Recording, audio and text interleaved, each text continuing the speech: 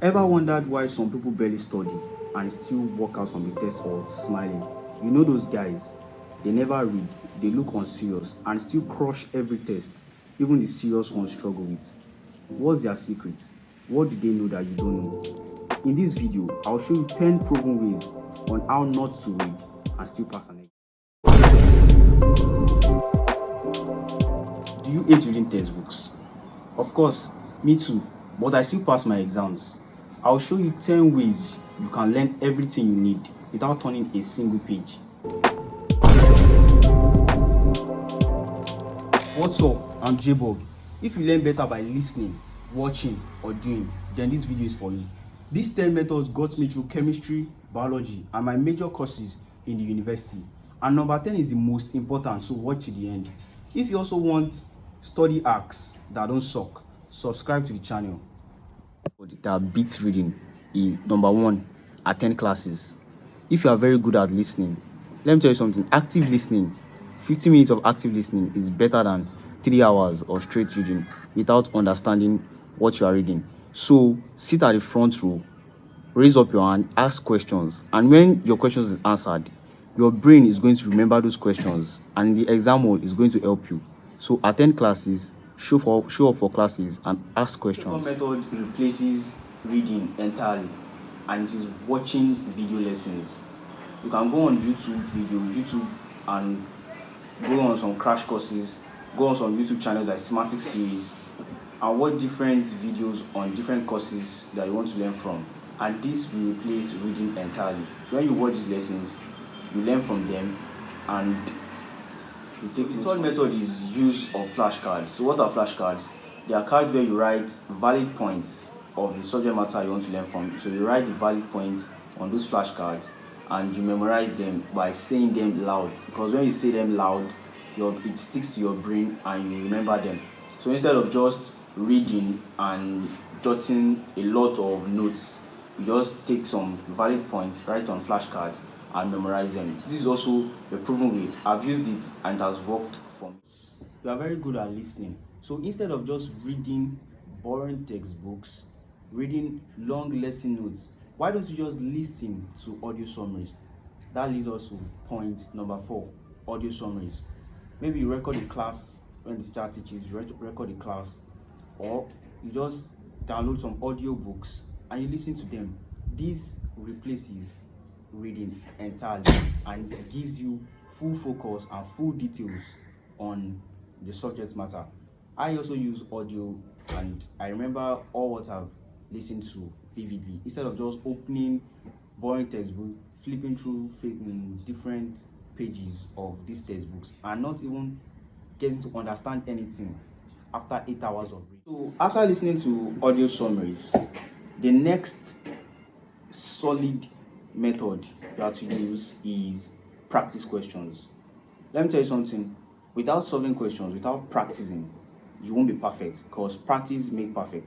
So for you to be perfect, to be able to have the confidence to write an exam, you need to be able to practice some questions. So when you practice these questions, you build confidence in the exam or test you are preparing for, and you get to the exam hall and you quench it. So instead of just reading, you practice, and you practice more questions to have more knowledge. And the more you practice, the more knowledge you expose yourself to, the more ways and methods you understand and get to solve some particular problems, and the better you become in destroying your test or exam. Method number 6. This method is what I use and I'm still using, and it's even what I'm doing right now. It's teaching someone. So if you want to understand a subject matter very well, or you want to understand a course very well, the best thing to do is, after learning it, you have to teach someone. Because when you teach someone, you even discover there are some things and there are some parts that you don't fully understand. But when you start teaching someone, it opens your mind, and the more you explain, the more you yourself understand the topic better. So teaching someone is also a way you can use to learn without reading. So you can teach someone, you get maybe a younger person or someone that doesn't know as much as you do, then you teach them and you understand the topic better. Method 7. This gives you to reading It's called join a study group. Yeah, so you need to join a study group for active learning, for active participation in the course on the subject you want to learn from. You need to join a study group, a brainstorming group where you guys ask yourself questions, you learn from some people, you also teach people. So it's also like a form of teaching people and learning from some people. So joining a study group also helps you be active in learning and also participate without reading big and boring. So method 8 is the use of mnemonics. You know what? Our brain will fall in love with weird, dumb stuffs, and it sticks to our brain, whether you like it or not. So when you use funny mnemonics to remember serious things, you tend to remember it very well. Like the principal quantum number, like the quantum number, the principal quantum number, the azimuthal quantum number, the spin quantum number, and the magnetic quantum number. You can just use a mnemonic like people are my servants. So P is the principal quantum number, people are R, A, azimuthal quantum number, M, the magnetic quantum number, and S for servants, which means the spin quantum number. So those kind of funny things, you can make your own nastier. You can even form your own mnemonics. You can make it nastier or funnier to be able to remember the serious things. So you learn serious things using unserious things, and that's how you learn. Method number 9. This one is very popular. I use it, you use it, everybody uses it, and it is AI. You know, AI is now simplified learning. You understand? For you to learn, you can learn using AI, and it's not bad and it's not illegal to use AI for learning. But it depends on how you use it. You don't tell AI to do your homework. You can tell AI to explain something for you. You can tell AI to explain the subject matter. AI explain osmosis, not AI define osmosis for me. Explain osmosis.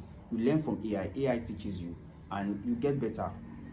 So using AI is not bad. Using AI is not bad, but it's the way you use it that determines how you learn effective. Number 10 is the most important thing I'm going to be dropping, and if you've watched till this point, congratulations, you've gotten a lot of points. And number 10 point is do not cheat. If you want to learn effectively without reading, do not cheat. The moment you start cheating, you look for easy ways and you won't learn anything. So this video is not for you to quit reading just because you want to quit reading because you are lazy and go to the cheating methods. No, it's for you to explore other ways of learning, and remember that you shouldn't cheat. And what you should know is learning is not equal to reading, because the other way you can learn without reading, which I've explained. And it doesn't mean you don't have to read, or you don't have to read bulky textbooks, you don't have to read bulky, boring textbooks. There are other ways you can explore to learn, and you learn effectively. Which method you are trying first. If this video helps, like and subscribe. I drop study hacks every week. Subscribe to Scimathics series and listen to J-Bug. Thank you.